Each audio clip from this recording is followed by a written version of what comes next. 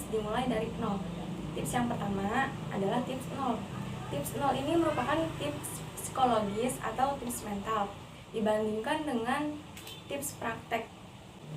Di tips nol ini, kalian harus mempunyai motivasi yang kuat untuk belajar berbahasa Inggris.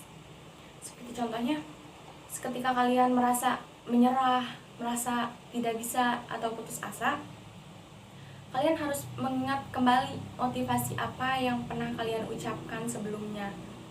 Dari situ kalian mengingat motivasi kalian untuk belajar berbahasa Inggris. Pasti nanti kalian bisa bersemangat kembali untuk mengetahui cara belajar berbahasa Inggris itu seperti apa. Kemudian di tips 0 ini ada juga yang disebut dengan SMART goals. SMART goals itu seperti cara membuat goals yang realistis untuk mencapai target berbahasa Inggris kalian. Tips yang pertama yaitu start with vocab and phrases. Sini menjelaskan bahwa vocab lebih penting daripada grammar. Seperti contohnya, excuse me, do you happen to know how the bathroom is located?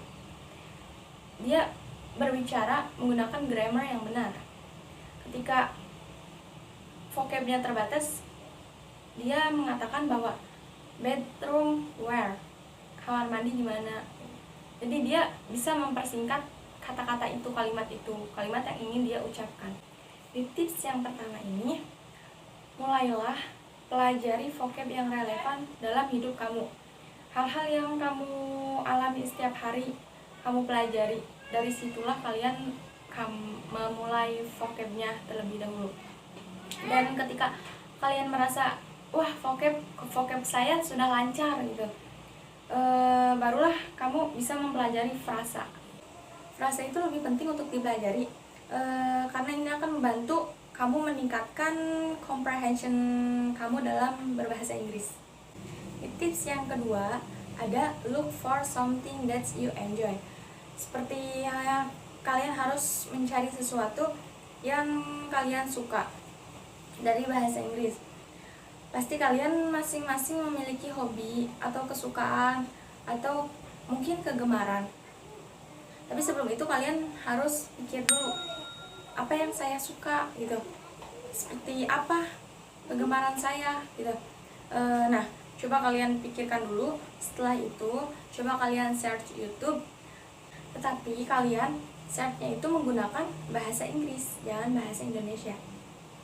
Karena kalau kalian menggunakan bahasa Indonesia, nanti yang keluar video-video bahasa Indonesia. Jadi make sure kamu searchnya menggunakan bahasa Inggris, supaya researchnya yang keluar itu bahasa Inggris yang biasanya dibawa sama orang-orang native.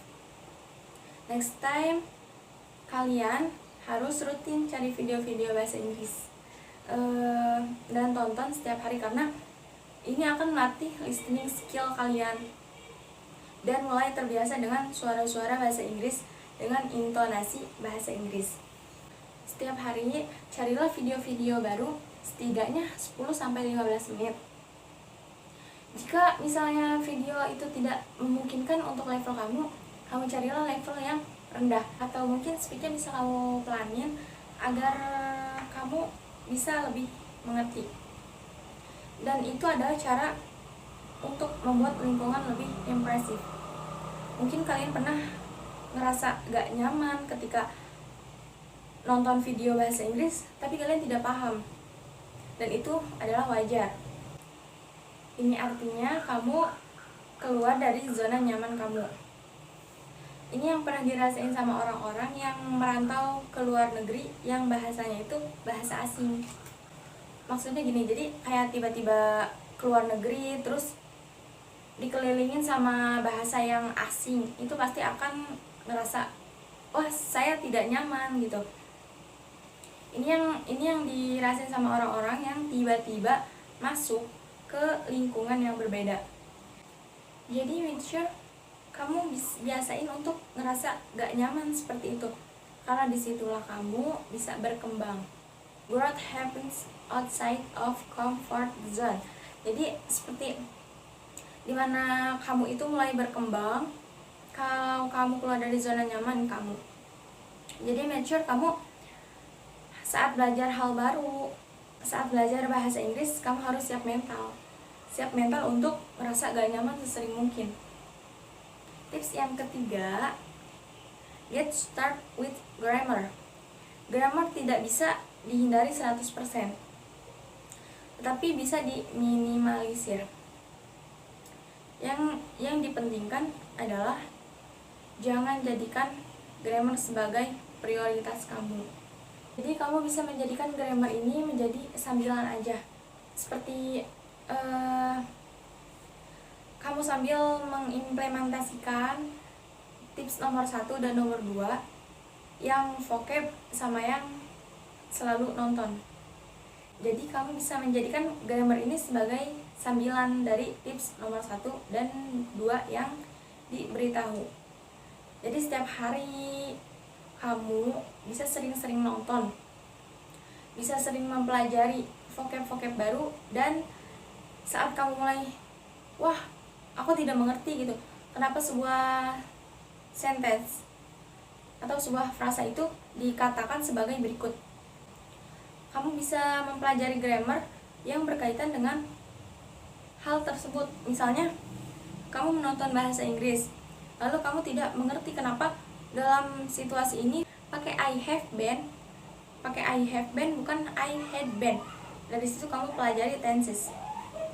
Karena dengan begitu pelajaran grammar akan lebih menangkap.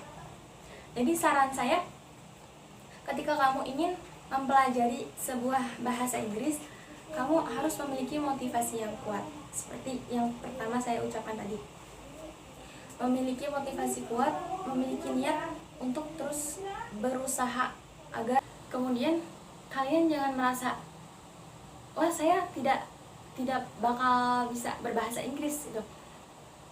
Semua orang, setiap manusia memiliki bahasa masing-masing, tetapi mereka mempunyai keinginan untuk berbicara beragam bahasa.